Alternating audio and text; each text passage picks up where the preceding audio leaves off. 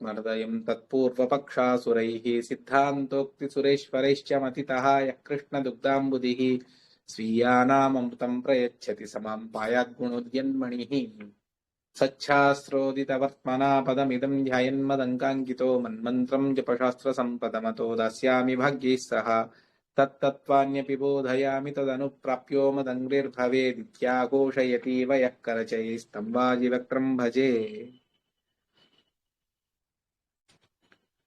श्रेये हयमुखं श्राव्य काव्यमार्गसमाप्तये सरागयोगिपूगोक्त स्तोत्रतोत्रवशं महः सिञ्जन्नूपुरशोभिपादकमलां मन्दस्मितोद्यन्मुखीं कञ्जाक्षीं कुचभारभीरुविलसन्मध्यां कणत्कङ्कणां शम्भाद्यैः परिसेवितां सुवसनां जाम्बूनदालङ्कृताम् अम्बां तां प्रणतोऽस्मि कृष्णरमणीं लम्बालकां रुक्मिणीम् सत्सङ्गमानस सरोवर मध्यवर्ती कृष्णाङ्घ्रिचारुकमलार्पितचित्तवृत्तिः शास्त्रातिमञ्जुपदरञ्जितरम्य संसत् आस्माकरत् सरसिजेस्तु समद्वहंसः ताटङ्कद्वयशोभिकर्णयुगलं भ्रजद्दया वीक्षणं पूर्णेन्दुद्युतिविद्रुमाधररुचा व्यामिश्रमन्दस्मितम् ईषत्कुञ्चितकुन्तलं सतिलकं नासोल्लसन्नोक्तिकं भूयात् कूर्मसदृक्षगण्डयुगलं मणिमुखं श्रेयसे नमोस्तु तात्विका देवाः विष्णुभक्तिपरायणाः धर्ममार्गे प्रेरयन्तु भवन्तः सर्व एव हि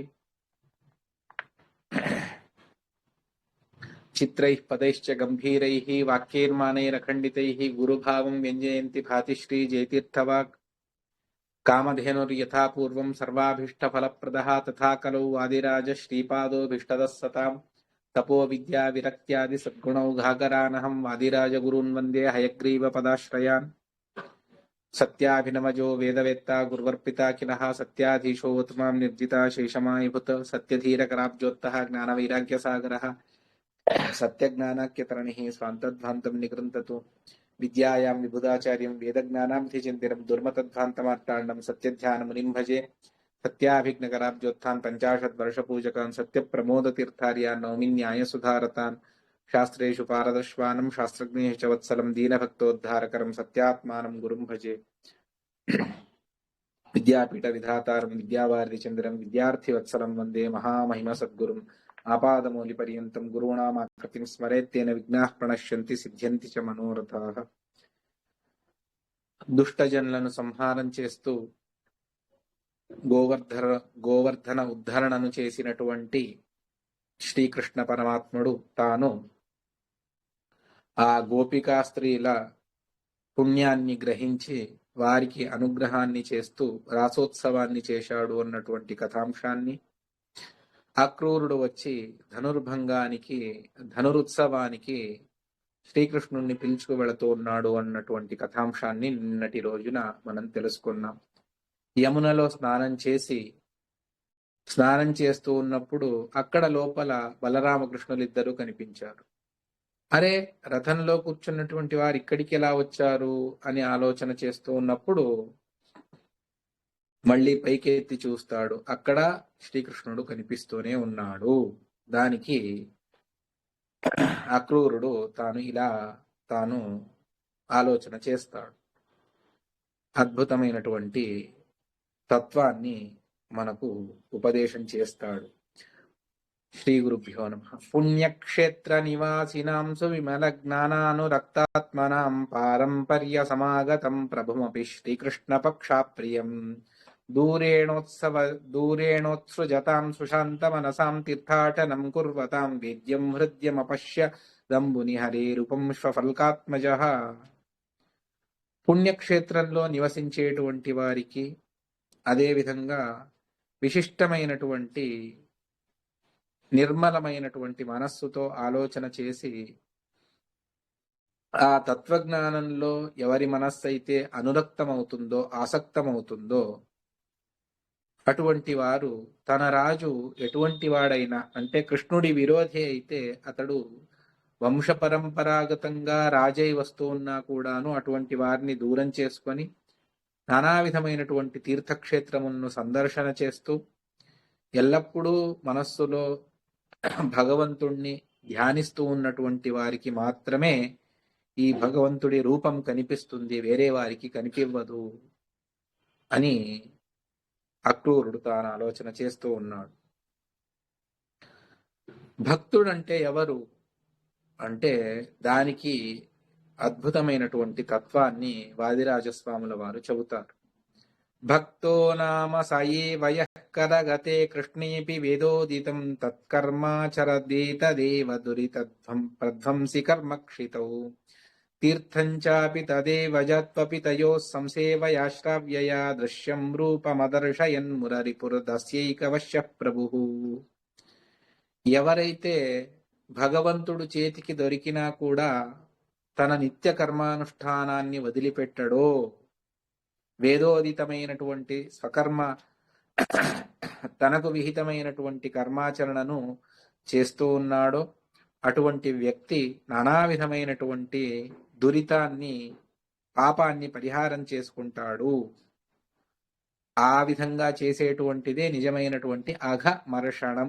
అఘమర్షణం అని సూక్తం ఋగ్వేదంలో చెబుతాం. ఋగ్వేద సంధ్యావందనంలో వస్తుంది. కృతంచ సత్యంచాభిధాత్తపసోధ్యాజాయత అన్నటువంటి మంత్రం. ఇది అఘమర్షణ మంత్రము అని. అఘ అంటే పాపం, దాన్ని మర్షణం చేసేటువంటిది, దూరం చేసేటువంటిది. తీర్థం అంటే ఏమిటి అంటే నిజంగా తీర్థం భగవంతుడే మనల్ని పవిత్రీకరిస్తాడు అన్నటువంటి భావన. ఎందువల్ల అంటే ఈ జడమైనటువంటి నీళ్లు దేహం యొక్క మలినాన్ని దూరం చేయవచ్చేమో కానీ అంతర్మలినాన్ని దూరం చెయ్యదు. యోసౌ సర్వగతో దేవః చిత్స్వరూపీ నిరంజనః సయేవ ద్రవరూపేణ గంగాంభో నాత్ర సంశయః అని మనం చెబుతాం. అంటే గంగానదికి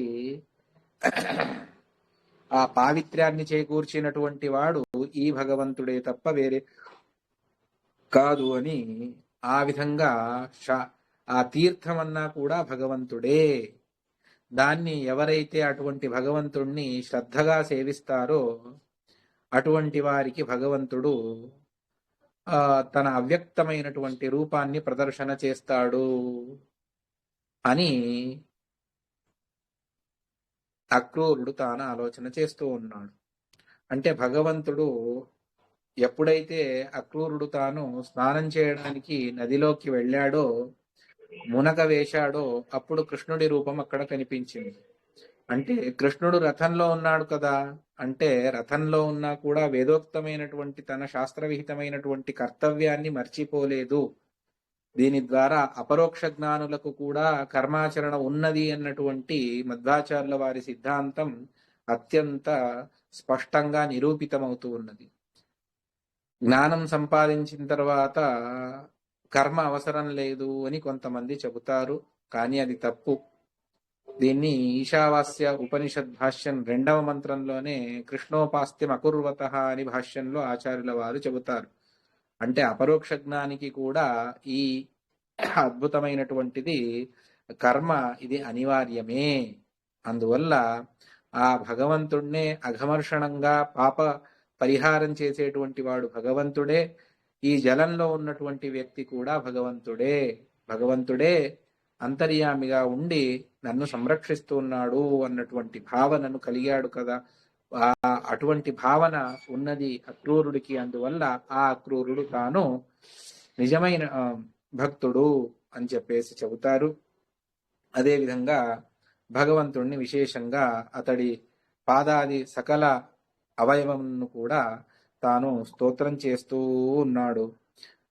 అద్భుతమైనటువంటి ఉద్యదర్క శతోద్రిక్త హృదయ కౌశేయ వాససం, ఉదయించేటువంటి సూర్యుడి ప్రభ ఏ విధంగా ఉంటుందో, ఒక సూర్యుడి ప్రభ కాదు 100 సూర్యుల ప్రభ ఏ విధంగా అయితే ఉంటుందో ఆ విధంగా రమణీయమైనటువంటి పీతాంబరాన్ని ధరించాడు. నానా విధమైనటువంటి రత్న వజ్ర వైడూర్యాలతో చేసినటువంటి ఆభరణాలను భగవంతుడు ధరించాడు. విశాలమైనటువంటి వక్షస్థలం, లక్ష్మీదేవి శ్రీభూరూపంగా భగవంతుణ్ణి ఆలంఘించుకొని ఉంటుంది. శ్రీవత్స, వనమాల, కౌస్తుభమణి మొదలైనటువంటి వాటిని అన్నిటినీ కూడా ధరించాడు. భగవంతుడి కంఠం అది కంభు కంఠము అని ఆచార్యుల వారు ద్వాదశ స్తోత్రంలో కూడా చెబుతారు. ఆ విధంగా త్రిరేక కంబు సంకాశ స్ఫురన్నిష్య నిష్కశిరోధరం అగణ్యలావణ్యపూర్ణ ప్రసన్న ముఖసారసం అని భగవంతుడి కంఠమిది మూడు రేఖలు గల శంఖం వలె అది అద్భుతంగా శోభిల్లుతూ ఉన్నది అని ఆ కంఠాన్ని, భగవంతుడి సమగ్ర అవయవాలను కూడా తాను స్తోత్రం చేస్తాడు. స్తోత్రం చేస్తూ భగవంతుడు ఎలా కనిపిస్తూ ఉన్నాడు మొత్తం చూస్తూ ఉన్నప్పుడు అంటే కందర్పకోటి లావణ్య మందిరాకారం అచ్యుతం. కోటి మన్మథులు ఒకే చోట చేరితే ఏ సౌందర్యం రావాలో దాన్ని అతిక్రమించేటువంటి సౌందర్యం భగవంతుడికి ఉన్నది అని చెబుతారు. ఇంత అద్భుతంగా భగవంతుడి సౌందర్యం, విశిష్టమైనటువంటి రూపలావణ్యం భగవంతుడికి ఉన్నది. ఈ భగవంతుడే సృష్టి స్థిత్యాదులను చేసేటువంటి ప్రభువు. బ్రహ్మాది దేవతలందరూ కూడా స్తోత్రం చేస్తూ ఉంటారు. అటువంటి భగవంతుడు అని చెప్పేసి చెబుతూ మధురాముపగమ్యాత కృతస్థాన పురాద్బహి. భగవంతుడు మధురా పట్టణాన్ని చేరుకొని నేను ఇక్కడే ఉంటాను, అక్రూరా నువ్వు లోపలికి వెళ్ళు అని చెప్పేసి అక్రూరుణ్ణి పురంలో వెళ్ళు, నేను ఇక్కడే ఉంటాను, రేపు వస్తాను నేను అని చెప్పేసి కృష్ణుడు చెప్పి పంపిస్తాడు. అప్పుడు కృష్ణుడి వియోగం నాకు కలుగుతున్నది అని చెప్పేసి తాను ఆలోచన చేసి శ్రేయో వినా పుణ్యం ఉపార్జయేత్ కహ. ఎవరికైతే పుణ్యం లేదో వాళ్ళు శ్రేయస్సును ఎలా పొందుతారు? ఇక్కడ శ్రేయస్సు ప్రేయస్సు అంటే కాఠకోపనిషత్తు చెబుతుంది. రెండు మార్గాలు ఉన్నాయి, ఒకటి శ్రేయస్సు మరొకటి ప్రేయస్సు అని. ప్రేయస్సు అంటే ఈ లోకంలో మనం పొందేటువంటి నానా విధమైనటువంటి భోగభాగ్యాలు కానివ్వండి, ధన కనక వస్తువాహనాలు కానివ్వండి, కీర్తి కానివ్వండి, ఇదంతా కూడా ప్రేయస్సు. శ్రేయస్సు అంటే పారలౌకికమైనటువంటి అర్థాత్ మోక్ష మార్గం, మోక్ష సుఖం ఏదైతే ఉన్నదో అది శ్రేయస్సు. అది పుణ్యం లేకపోతే ఎలా లభిస్తుంది చెప్పండి అని చెప్పేసి ఒక అద్భుతమైనటువంటి తత్వాన్ని తాను చెబుతాడు. అదేమిటి అంటే పాపం చేసుకుంటే మనకు నానా విధమైనటువంటి దోషాలు సంప్రాప్తిస్తాయి. ఆ దోషాలు ఏ విధంగా అంటే ఒక్కొక్కసారి మనం గుడ్డివాళ్ళుగా మారవచ్చు, మూకత్వం, మాటలు లేకుండా మూగవాడిగా మనం మారవచ్చు, చెవిటివాడిగా, అంగవైకల్యంతో పుట్టవచ్చు. ఇదంతా కూడా పాపం యొక్క ఫలమే. మనం దేన్ని అనుభవించి దుఃఖాన్ని పొందుతామో అదంతా కూడా పాప ఫలమే. మరి ఇప్పుడు నేను పుణ్యవంతుణ్ణి కాదు, కృష్ణుణ్ణి వదిలిపెట్టి వెళ్ళిపోతున్నాడు తన పట్టణానికి, తన గృహానికి. కృష్ణుణ్ణి ఊరి బయటే వదిలిపెట్టి కృష్ణుడి మాటకు తాను లోబడి అలా వెళుతూ ఉన్నాడు. అటువంటప్పుడు తాను ఏ విధంగా ఉండాలి అంటే, ఒకవేళ నాకు పాపం ఏదైనా ఉంటే ఆ పాపాన్ని ఈ విధంగా నీవు సంయోజన చేయమని కృష్ణుడిని అడుగుతాడు. చాలా అద్భుతంగా చెబుతాడు. పుణ్యశ్రేణ్యతి దూరమప్యను దినం మూకం సతాం దూషణే స్వంధం మీన దృగిక్షణేషు బధిరం తద్భిన్న గోష్ఠీషు మాం పంగుం పాపకర ప్రయాణకరణే పణించ తత్కర్మసు క్లీబం గ్రామ్య రతో ముకుంద కురుమాం మూఢం తదీయ స్మృతౌ. నేను పుణ్యాన్ని చేయలేదు కదా, పుణ్యానికి నేను అత్యంత దూరంగా ఉన్నానా? సరే, అటువంటప్పుడు నన్ను మూగవాడిగా చేస్తావా? చేయి, అవశ్యంగా చేయి. ఎప్పుడు అంటే సజ్జనులను దూషించడంలో నన్ను మూగవాడిగా చేయమని ప్రార్థన చేస్తాడు. అంటే సజ్జనుల నింద, విష్ణు వైష్ణవుల నింద, భగవంతుడి నింద ఇది మహా అనర్థకారకము అన్నటువంటి తత్వాన్ని తెలియపరుస్తూ, ఒకవేళ నాకు మూకత్వాన్ని ఇచ్చేది ఉంటే నీవు సజ్జనులను నిందించే విషయంలో, అంటే సజ్జనుల నింద నా ద్వారా అవ్వకూడదు, అందువల్ల అక్కడ నాకు మూకత్వాన్ని. నన్ను అంధుడిగా చేస్తావా? పరస్త్రీ దర్శన నాకు కాకూడదు, అందువల్ల నన్ను ఆ విషయంలో అంధుడిగా చెయ్యి. సరే, ఒకవేళ నన్ను చెవిటివాడిగా చేస్తావా? అవశ్యంగా చెయ్యి. నీ కథా ప్రసంగం లేనటువంటి గోష్ఠిని నేను వినరాదు, అటువంటి సభలకు నేను వెళ్ళరాదు. ఉంటే నీ హరికథామృతం ఎక్కడైతే ఉంటుందో అక్కడ వెళ్ళి నేను ఆ కథాశ్రవణాన్ని నా చెవులు వినాలి తప్ప వ్యర్థమైనటువంటి ప్రేలాపనలు చెప్పేటువంటి సభాగోష్ఠీల యందు నేను చెవిటివాడిగా ఉండని. పంగుం పాపకర ప్రయాణకరనే, పాపం చేయడానికి ఎల్లప్పుడూ కూడా నా 2 కాళ్ళు ప్రయత్నించేది వద్దు, ఆ విషయంలో నన్ను కుంటివాడిగా చేయమని. పరధనాన్ని అపహరించేటువంటి అతిఘోరమైనటువంటి కృత్యాలను చేసేటువంటి విషయంలో నా చేతులను 2 తీసేసాయి, నాకు చేతులే వద్దు, పాపకార్యానికి చేతులను వినియోగించేటైతే అటువంటి చేతులు వద్దు, గ్రామ్యనతి యందు నన్ను నపుంసకుడిగా చేయమని భగవంతుడిని ప్రార్థన చేస్తూ, ఇదే ఈ మూఢ అక్రూరుడి ప్రార్థన అని అంటారు. ఎంత అద్భుతంగా తత్వాన్ని, అంటే మనకు కావలసినటువంటి, అందులోనూ ఈ కలియుగంలో ఇది విశేషంగా ఆవశ్యకత ఉన్నది, అటువంటి అద్భుతమైనటువంటి భగవద్భక్తితో కూడినటువంటి ప్రార్థనను చేస్తూ ఉన్నాడు అక్రూరుడు. ఈ విధంగా చేసి తాను ఇంద్రియాభిమాని దేవతలకు కూడా ప్రార్థన చేస్తాడు, కృష్ణుడి నుండి నేను దూరంగా వెళ్ళకూడదు అని చెప్పేసి. తర్వాత ఒక దివ్య తాంబూలం గురించి చెబుతాడు. యస్మిన్ విఠల నామవర్ణయుగలం సత్పర్ణ చూర్ణోపరో వర్ణ పూగ ఫలం గుణౌఘ గణన కర్పూరఖండం మహత భిక్షుశ్లాఘ్యమనంగవైరితదిదం సంసర్పి రాఘాపహం జక్షత్ సంస్కృతి రోగమిష్యతి గతం తంబూలమాస్మాకస్మికం. విఠల అన్నటువంటి పేరు గల ఒక తాంబూలం, వీట వీట అని ఈ తమలపాకులకు చెబుతారు. విఠ, వీట్ మరియు ఠ 2 కూడా తమలపాకులు. అదేవిధంగా వి మరియు ఠ ఇవి 2 తమలపాకు మరియు సున్నం. అదేవిధంగా ల అంటే దాన్ని ఒక పూగఫలం, అది కర్పూరయుక్తమైనటువంటి పూగఫలం. అటువంటి తాంబూలాన్ని, మామూలుగా తాంబూలం యతి అంటే సన్యాసులకు నిషిద్ధమైనటువంటిది, కానీ విఠల అన్నటువంటి నామంతో ఉన్నటువంటి ఈ తాంబూలం ఇది యతిశ్రేష్ఠులు కూడా నిరంతరంగా దాన్ని నోటిలో నములుతూ ఉంటారు. అంటే నోటితో భగవన్నామస్మరణనే విఠల విఠల విఠల విఠల అని చెప్పడమే అది ఒక తాంబూల చర్వణము అని. చూడండి ఎంత అద్భుతంగా వారు దాన్ని చెబుతారు. ఇది ఎటువంటిది అంటే, అది నానా విధమైనటువంటి తాంబూల చర్వణం ఎన్నో రోగాలను నాశనం చేస్తే, ఇది సంసారం అనేటువంటి రోగాన్ని నాశనం చేస్తుంది. అందువల్ల నిత్యం ఈ విఠల తాంబూలాన్ని మీరందరూ కూడా నోట్లో వేసుకొని నమలండి అని చెబుతారు. ఇది అక్రూరుడి ప్రార్థన. తర్వాత అక్రూరుడిని పంపించేసి తాను బయట పురంలోనే ఉంటాడు అన్నటువంటి ఈ కథాంశంతో దశమ సర్గాన్ని పూర్తి చేస్తూ భగవంతుడు ఆ అక్రూరుడి హృదయ మందిరంలోనే ఉన్నాడు ఒక రూపంతో. చంద్రోదయ సమయంలో తాను మధుర పట్టణంలోకి ప్రవేశిస్తూ ఉన్నాడు.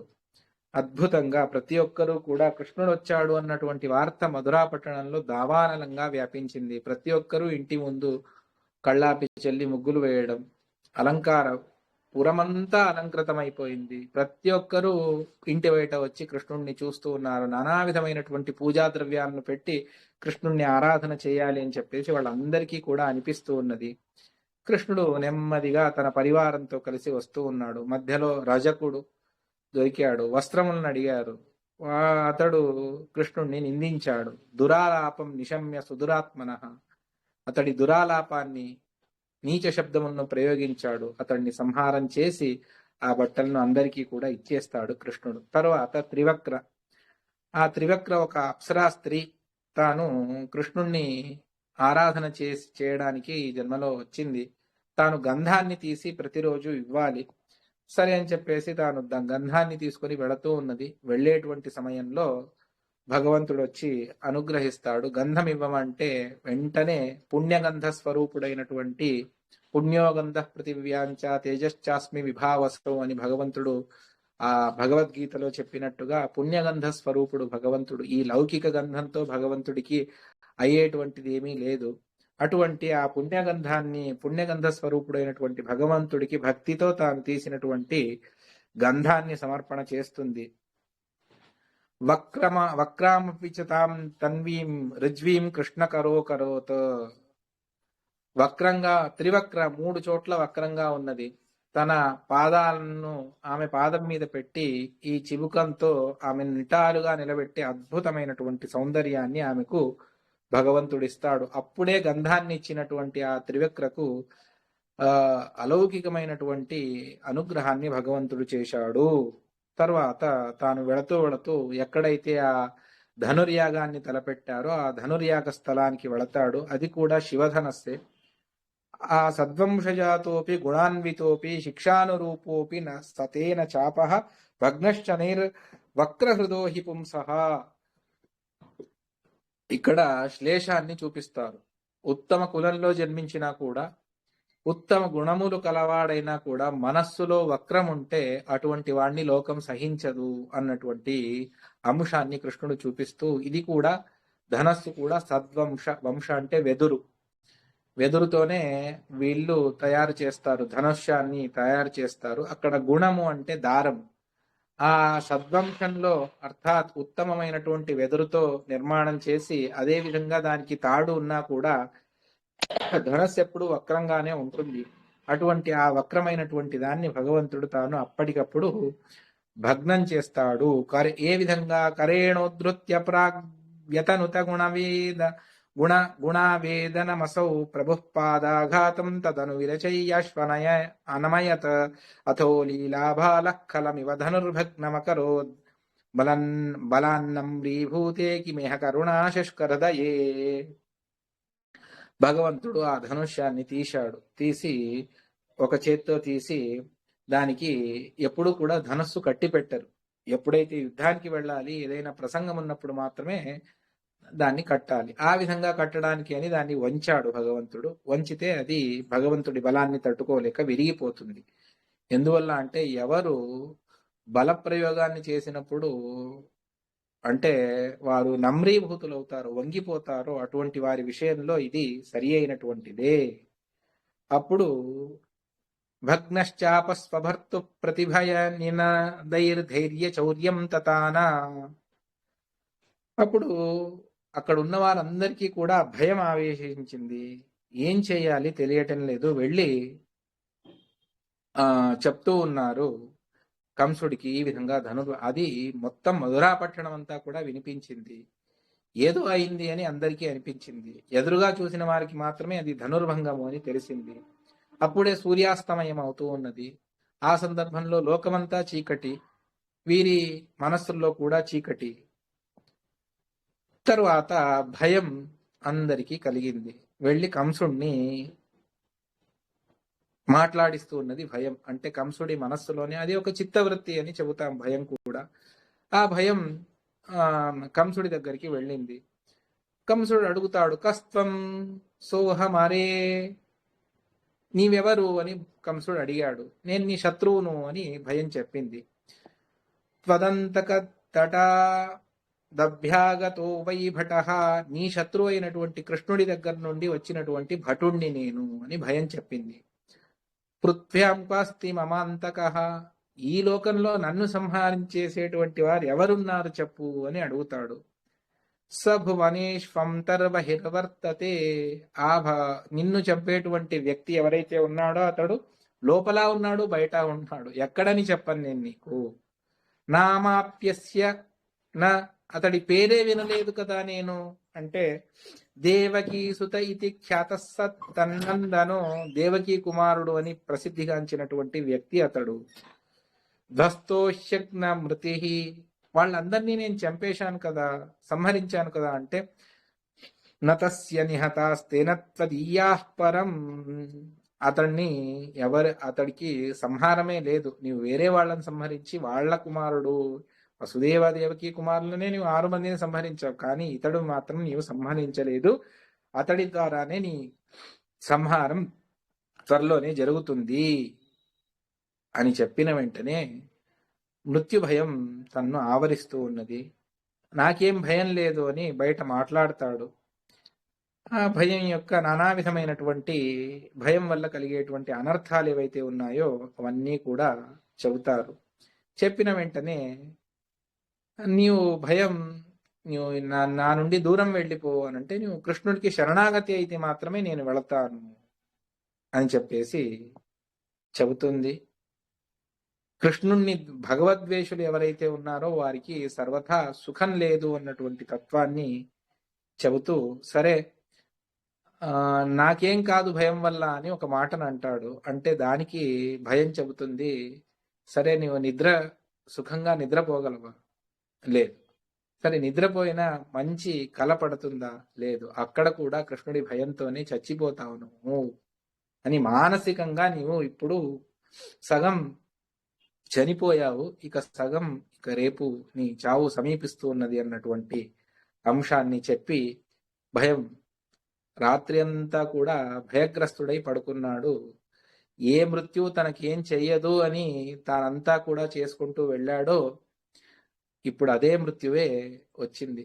అందువల్ల అది ఏ విధంగానైనా కాలనామక భగవంతుడు ప్రతీక్షిస్తాడు.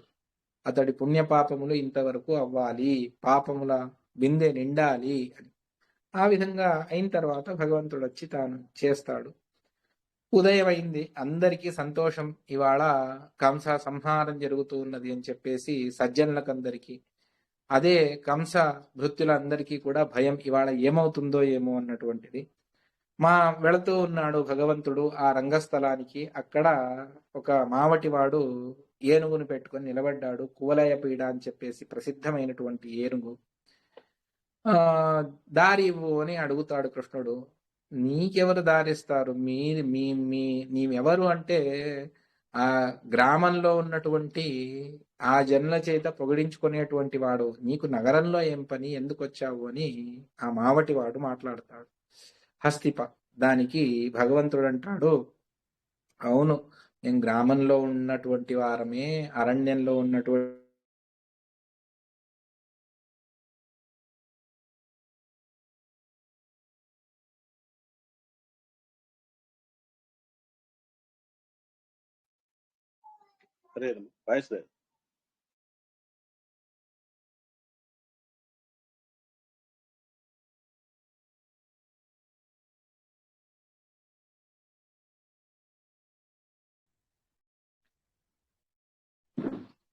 ఆ మావటివాడికి జవాబును చెబుతూ భగవంతుడు తాను చెబుతాడు, మేము గ్రామాల్లో ఉండేటువంటి సింహాలం, అరణ్యంలో ఉన్నటువంటి సింహమే నేను. ఎందువల్ల అంటే నగరంలో ఉన్నటువంటి నీ వంటి ఏనుగుల్ని పాలించేటువంటి వారిని సంహరించడం కొరకే నేను వచ్చాను అని చెప్పేసి భగవంతుడు తాను చెబుతాడు. ప్రౌఢిస్తతస్తు బల కౌశలమస్మదీయం పశ్యేత్యుదీర్య తరసా కరిణం నిహత్య. మా వైభవాన్ని చూడు అని చెప్పేసి ఆ కువలయ పీడ ఏనుక్కు పీడను కలిగిస్తాడు. చేతితో గట్టిగా కొడతాడు. కొట్టిన వెంటనే అది చాలా దెబ్బ తగిలి విలవిలవిలా కొట్టుకుంటుంది. దానికి దొరకకుండా భగవంతుడు తిరిగి తిరిగి దాన్ని చాలా ఇబ్బంది పెడతాడు. సహనాన్ని కోల్పోతుంది. తర్వాత దాని దంతమును ఎన్నిసార్లు భగవంతుడి మీదకి ఉసిగొల్పినా అది వెళ్ళదు, అక్కడే నిత్రాణమైపోతుంది. తర్వాత దాని దంతములను తీసుకొని భగవంతుడు వెళ్ళి ఆ హస్తిపుణ్ణి కూడా ఇత్థం ప్రదర్శ బలకౌశలమంబుజాక్ష పద్భ్యాం ప్రపీడ్య తరసా కరిణం అమర్ద. ఆ కరిని తన కాళ్లతో బాగా మర్దించి భగవంతుడు తాను ఆ దంతాలను తీసుకుని వెళ్ళి మావటివాణ్ణి కూడా ఆ ఉత్ఖాత తద్ధవలదంతకరక్షణేన తత్స్వామినం తదనుగాశ్చ సలీలయైవ. లీలాజాలంగా మావటివాణ్ణి కూడా సంహారం చేస్తాడు. ఈ విధంగా పాదప్రహారంతో ఆయన ఏనుగును సంహారం చేసి భగవంతుడు ఒక దంతాన్ని, బలరాముడు ఒక దంతాన్ని చూస్తే వాళ్ళిద్దరూ కూడా ఏకదంతులుగా అనిపిస్తూ ఉన్నారు. ఏకదంత అంటే వినాయకుడిని ఏకదంత అంటాం.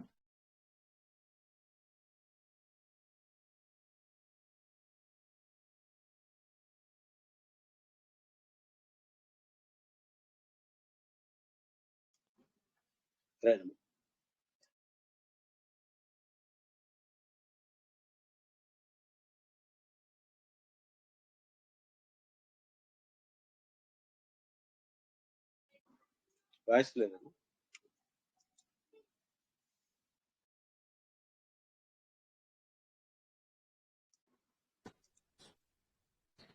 శ్రీకృష్ణుడు చాణూరుణ్ణి, అదేవిధంగా ముష్టికుణ్ణి బలరాముడు ఇద్దరు కూడా సంహారం చేస్తారు. చాణూరుడు చాలా ప్రయత్నాన్ని చేస్తాడు. ఏ ప్రయత్నం చేసినా కూడా కృష్ణుడి నుండి తప్పించుకోవడం కుదరదు. తర్వాత శ్రీకృష్ణుడి ద్వారా హతమవుతాడు. తల్లభ్యాం జయకామినీమివ లశన్ పాదౌ గృహీత్వా రిపో తత్కాలార్హమివ భ్రమం ప్రతిదిశం తం భ్రామయిత్వా ముహు. అతడి రెండు కాళ్ళు పట్టుకొని చుట్టూ తిప్పి తిప్పి తిప్పి నేలకేసి అతడి తలను పగలగొడితే అది ఒక నారికేళం, కొబ్బరికాయ పగిలినట్టుగా అతడి తల రెండు భాగాలు అయిపోతుంది. అది విచిత్రంగా అనిపిస్తుంది. ఎందుకు అంటే ఇక ముష్టిక సంహారాన్ని నేను చూడకూడదు అని చెప్పేసి ముందే తనకు బాధ కలిగి తనంతట తానే చనిపోతాడు. ముష్టికాసురుణ్ణి ముష్టితో సంహారం చేస్తాడు బలరాముడు. ఎందుకు అంటే నా ముష్టిఘాతానికి వీడు యోగ్యుడు కాదు ఈ ముష్టికుడు అని లోకానికి చూపించడానికి ముష్టికుడిని ముష్టితోనే సంహారం చేస్తాడు. సరే అని చెప్పేసి ఇక కంసుడు అతి దీనంగా తన దుఃఖాన్నంతా తోడుకొని సైన్యాన్ని పంపిస్తాడు. ఆ సైన్యం యుద్ధం చేస్తుంది. కానీ భగవంతుడి యుద్ధ కౌశలం ముందు వారెవరు కూడా నిలబడలేకపోతారు. సాక్షాత్తు దేవేంద్రుడు మాతలితో కలిపి రథాన్ని పంపిస్తాడు. భగవంతుడు ఆ రథంలో కూర్చొని తాను యుద్ధాన్ని చేస్తాడు. తర్వాత ఇక తాను ఖడ్గాన్ని పట్టుకొని యుద్ధానికి సిద్ధమయ్యాడు కంసుడు. చూస్తూ చూస్తూ ఉండగానే భగవంతుడు వెళ్ళి ఆ కంసుడి ఎదురుగా నిలబడి అతడిని ఆ ఖడ్గాన్నంతా కూడా దూరం జరిపేసి అతడి శిఖాబంధనం చేసుకుని ఉంటాడు. ఆ విముక్త కేశుణ్ణి చేసేసి తాను కంసనుణ్ణి కింద నేల మీద పడేస్తాడు. కోపాటోపవశేన రక్తనయనం తం ఖడ్గ చర్మోల్లసత్ పాణిం పాపమివోత్పతంతమతం మూర్ధ్ని ప్రగృహ్య ప్రభుః. కోపాటోపంతో అతి రోషంతో ఉన్నాడు. కళ్ళన్నీ ఎర్రబడ్డాయి. ఏమైనా చెయ్యాలి కృష్ణుణ్ణి అని చెప్పేసి అంటూ ఉన్నాడు. అంత లోపల భగవంతుడు అతన్ని మూర్ధ్ని తలను పట్టుకొని కింద వేస్తాడు. వేసి కృష్ణోతో బహిరాజగామ నగరాత్ కంసస్య దేహాభిధాత్. కృష్ణుడు మొదట కంసుడిలో కూడా ఒక రూపంతో ఉన్నాడు. అక్కడి నుండి భగవంతుడు బయటికి వచ్చేసాడు. దేవతలకందరికీ ఆజ్ఞాపించాడు, ఎవరెవరు ఇంద్రియాభిమాని దేవతలు ఉన్నారో మీరందరూ వచ్చేసేయండి అని. అదే విధంగా కంసావిష్టో భృగు అని భాగవత తాత్పర్యంలో ఆచార్యుల వారు చెబుతారు. పాదప్రహార దోషంతో ఒక విధమైనటువంటి పాపంతో భృగు ఋషి కంసుడి యందు ఉంటాడు. అందువల్ల ఆ కంసుడిని కూడా బయట, భృగు ఋషుల వారిని కూడా బయటికి పంపించేసి కంసుడిని సంహారం చేస్తాడు భగవంతుడు. కంసుడు తాను తమస్సుకు వెళతాడు అన్నటువంటి అంశాన్ని చెబుతారు. సరే, మిగిలిన వాళ్ళందరినీ కూడా చేతులు కాలు విరిచి సంహారం చేశాడు. కాడి కంసుడిని మాత్రం అలా చేయలేదు. ఎందుకు అంటే ఆ కంసుడి మృత శరీరాన్ని పట్టుకొని అతడి భార్యలు అస్థి ప్రాస్తి ఇద్దరు కూడా ఆలింగనం చేసుకుని ఏడవాలి అని చెప్పేసి సంచూర్ణితాంగాన్ కతిచిత్ సహత్వా చిన్నాంగ సంధిశ్చ తథా నకంసం. ఆ విధంగా చిన్నాంగుడిగా కంసుడిని చేయలేదు. ఎందుకంటే జఘానకాయం పరిరభ్య దోర్భ్యాం పత్న్యా రుదంత్య ఇవ దర్శయిష్యన్ అని వాళ్ళ పత్ని అస్థి ప్రాస్తి అతన్ని పట్టుకొని వాళ్ళు ఏడవాలి అని చెప్పేసి ఆ విధంగా చెబుతూ ఇక్కడ ఏకాదశ సర్గాన్ని సమాప్తి చేస్తారు. ద్వాదశ సర్గంలో ఉగ్రసేనుడికి పట్టాభిషేకాన్ని చేస్తారు. ఉగ్రసేనుడికి తాను విశ్వవ్యాపి అయినటువంటి విశ్వానికే తాను సామ్రాజ్యాధిపతి. అందువల్ల ఈ ఆధిపత్యాన్ని తన భక్తుడైనటువంటి అతడికి కరుణించాడు. అప్పుడు ఉగ్రసేనుడు తాను చెబుతాడు, రాజ్యం అంటే ఏమిటి? రాజ్యం మే తవ శాస్త్రమేవ. నీ శాస్త్రం ఏదైతే ఉందో అదే నిజమైనటువంటి రాజ్యం. సరే, సైన్యం ఏది అంటే నియమాహ విష్ణు వైష్ణవ వ్రతాలు ఏవైతే ఉన్నాయో అదే సైన్యము. ఇది అందరికీ అన్వయిస్తుంది, మనకు అన్వయిస్తుంది. సరే, ఇక్కడ స్త్రీ రాజమహిషి ఎవరు అంటే తితిక్షాంగన అని. సహనం ఏదైతే ఉన్నదో అది తితిక్ష, అంగన పట్టమహిషి. నిత్యం భక్తి విరక్తి దైన్య శమన జ్ఞానాది లాభోధనం. భక్తి, విరక్తి, దాస్యభావం, ఇంద్రియ నిగ్రహం, శాస్త్రజ్ఞానం ఇవన్నీ కూడా అదే రాజ్యం యొక్క సంపత్తు అని. మచ్ఛ్రోత్రాంతిక సంగతే తవ యశోధరే స్ఫురచ్చామరే. నా చెవులలో పడేటువంటి, నేను వినేటువంటి నీ యొక్క యశోగాథ, భగవంతుడి కీర్తి ఏదైతే ఉన్నదో అదే చామరములు. అటువంటి ఛత్రం మూర్ధ్ని కృతం భవాతపహరం. నా శిరస్సు మీద నీ చెయ్యి అమృతహస్తాన్ని ఏదైతే పెట్టావో అదే నాకు శ్వేతఛత్రము అని తాను ఉగ్రసేనుడు భగవంతుడికి తాను తన రాజ్యం ఎలా ఉండాలి అని చెప్పేసి చెబుతూ, యథాత్వం తతతం పూర్ణ సామ్రాజ్యం నేచ్చసి ప్రభో తథా తత్సేవయా పూర్ణ వయమప్యవ్యలోచన. ఏ విధంగా నీవు పరిపూర్ణడు, అందువల్ల నీకు ఈ రాజ్యాపేక్ష అన్నటువంటిది లేదు. అదే విధంగా మేము కూడా నీ సేవలో తరిస్తాము, అందువల్ల మాకు కూడా ఈ రాజ్యాపేక్ష లేదు, నీ ఆజ్ఞ అన్నట్టుగా నేను స్వీకరిస్తాను అని చెప్పేసి స్వీకరించాడు. ఉగ్రసేనం యదుపతిం చక్రే చక్రధర కిల యదుమాత్రాధిపత్యేన తస్య విశ్వేశ్వరస్య కిం. ఉగ్రసేనుణ్ణి యాదవ రాజ్యానికి అభిషేకం చేసి రాజుగా కూర్చోబెట్టాడు కృష్ణుడు. ఈ యాదవులకు మాత్రమే రాజు కాదు భగవంతుడు, ముల్లోకాలకు రాజు, సమగ్రమైనటువంటి విశ్వానికి రాజు. ఈ యాదవాధిపత్యాన్ని తీసుకొని నేనేం చేయాలి అని చెప్పేసి భగవంతుడు దాన్ని ఉపేక్షించాడు. ఎందువల్ల అంటే భగవంతుడికి దేని మీద అపేక్ష లేదు అన్నటువంటి నిష్కామత్వాన్ని ఇక్కడ సూచిస్తూ ఉన్నారు.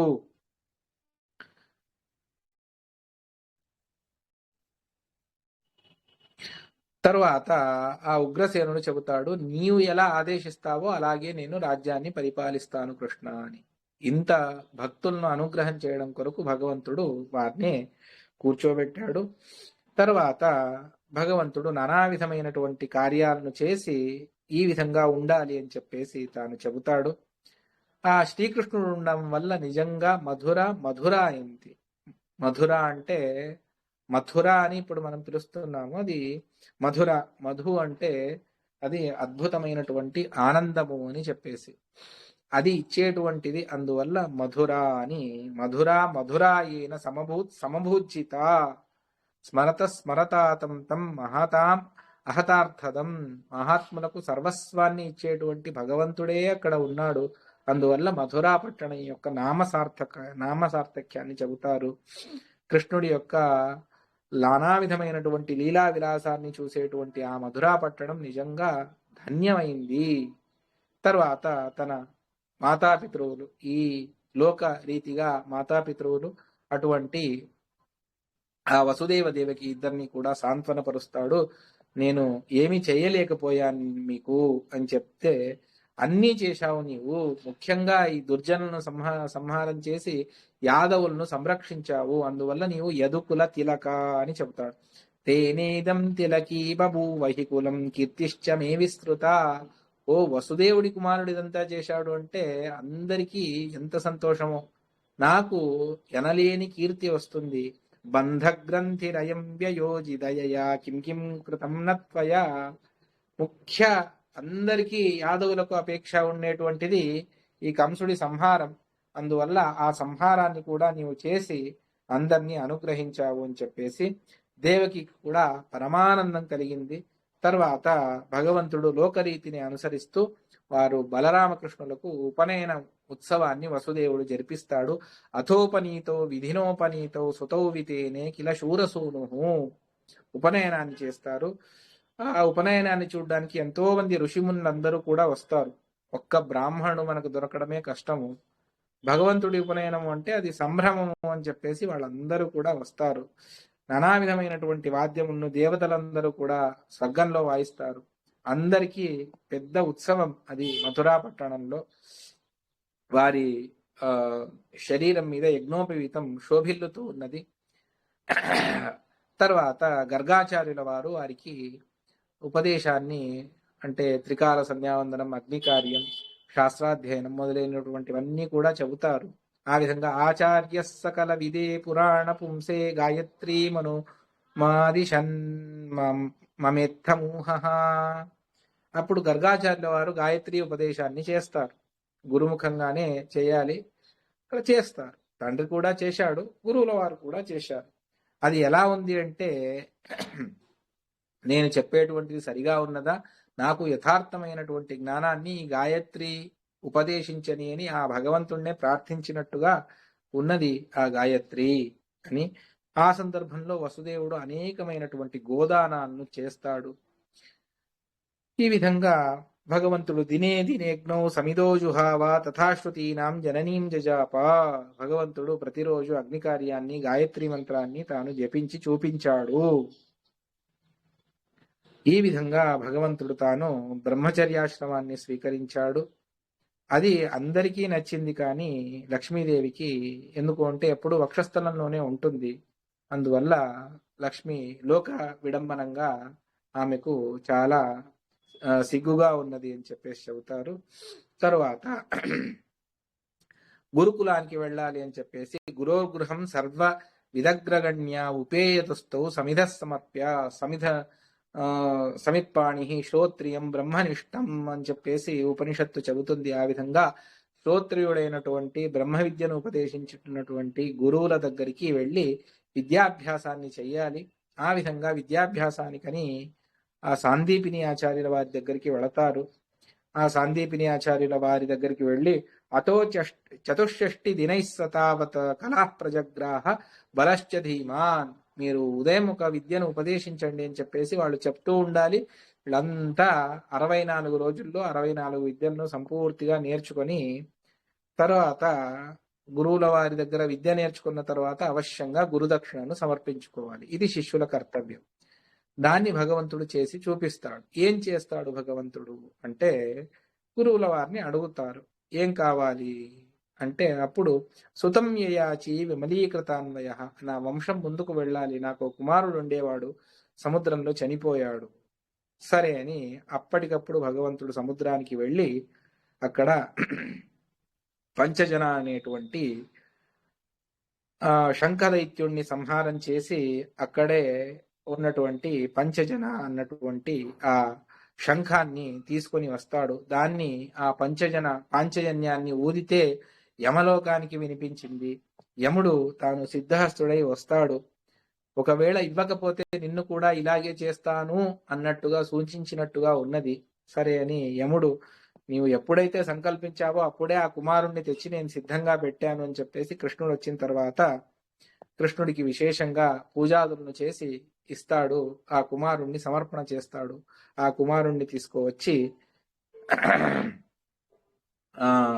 గురువుల వారికి సమర్పణ చేసి, కేవలం అది మాత్రమే కాదు, వారికి విశిష్టమైనటువంటి అపరోక్ష జ్ఞానానికి అపరోక్ష జ్ఞానులకు కూడా విశిష్టమైనటువంటి తత్వ విద్యనంతా కూడా వారికి అనుగ్రహాన్ని చేసి మళ్ళీ తిరిగి సుతం సమానీయ తతోంత కాంతికాత్ ప్రదాయ శౌర్యర్గురవేస్వకాంపురీం ఉపేత్య పిత్రోరపి దక్షిణామివ ప్రదర్శయామాస నిజం స్వవిగ్రహం. వారికి గురుపుత్రుణ్ణి సమర్పణ చేస్తే చాలా ఆనందం కలిగింది. వాళ్ళు ఏది అపేక్షిస్తారో అది గురుదక్షిణగా ఇవ్వాలి. కృష్ణుడు ఆ సకల జగన్యామకుడు, అందువల్ల ఆ భగవంతుడు ఇచ్చాడు. మనం అటువంటిదేమీ ఇవ్వలేము, కానీ భగవంతుడు ఇచ్చి తర్వాత అతడికి గురువుల వారికి ఆనందాన్ని కలిగించి తన తల్లిదండ్రులకు కూడా ఆనందాన్ని కలిగించాడు కదా. 64 రోజుల్లో మళ్ళీ వచ్చేశారు. ఇన్ని రోజులు చూడలేదు కృష్ణుణ్ణి, 10-12 సంవత్సరాల వరకు అక్కడే ఉండిపోయాడు. ఇక మళ్ళీ ఇప్పుడు విద్యాభ్యాసం అని ఎన్ని రోజులు పెడతాడు అని వాళ్లకు మనస్సులో చింతాక్రాంతులయ్యారు. అందువల్ల వారిని సంతోషపెడుతూ 64 రోజుల్లో తిరిగి వచ్చేశారు. 2 నెలల పైన 4 రోజులు. రాజధాని జైతిసా భోజ వృష్ణ్యంధకాశ్రిత. ఆ రాజధాని అది చాలా శోభిల్లుతూ ఉన్నది. భోజ వృష్ణి, ఈ కంసుడి సహవాసం, కంసుడి రాజ్యాధిపత్యంలో ఎంతో మంది ఆ మధురా పట్టణాన్ని, ఆ రాజ్యాన్ని వదిలిపెట్టి దూరంగా వెళ్ళిపోయారు. యాదవులు, వృష్ణి, అంధక అని. మళ్ళీ వాళ్ళందరూ కూడా తిరిగి వస్తారు. తర్వాత రాజనీతి గురించి మంత్రులందరూ కూడా చెబుతారు. ఏ విధంగా రాజు ఆదేశం వలె వాళ్ళ భటులందరూ కూడా ఉండాలి, తిరిగి వెన్ను చూపని వీరుల వలె ఉండి వారు యుద్ధాన్ని జయించాలి. అటువంటప్పుడే నిజంగా రాజుడికి కీర్తి అన్నటువంటిది ఉన్నది. ఇక చారులు ఏ విధంగా ఉండాలి అంటే, శత్రువులకు తెలియరాదు వీళ్ళు చారులు అని, కానీ అక్కడి విషయాలన్నిటినీ కూడా అది రాజు యొక్క యశస్సుకు కారణం కావాలి అన్నటువంటి అంశాన్ని చెబుతారు. తరువాత నానా విధమైనటువంటి మంత్రాలోచన తన పరిషత్తులో, తన సహవాసంలో ఏ విధంగా ఉండాలి మంత్రాలోచన మంత్రుల దగ్గర అని చెప్పేసి దాన్ని కూడా చెబుతాడు భగవంతుడు అని చెప్పేసి చెబుతారు. తరువాత ఆలస్యం ఇది అనర్థకారకము అని.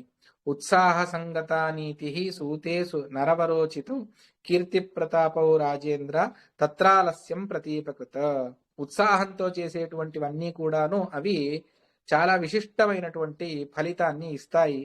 అది కాకుండా అది ఉత్సాహ సంగత నీతి, ఆ నీతి ఇది కీర్తి మరియు పరాక్రమాన్ని రెండింటినీ ప్రసవిస్తుంది.